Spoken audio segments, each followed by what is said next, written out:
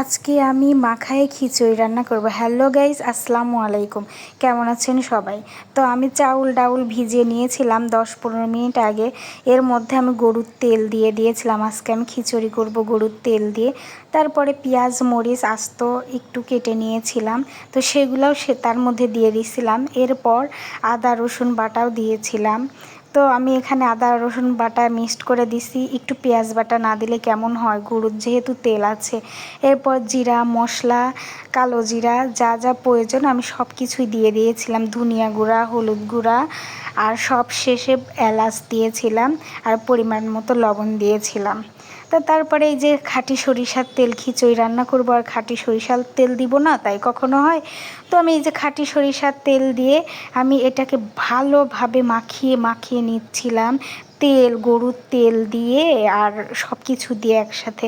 আর এই যে সব শেষে বেগুনের চাক ভাজি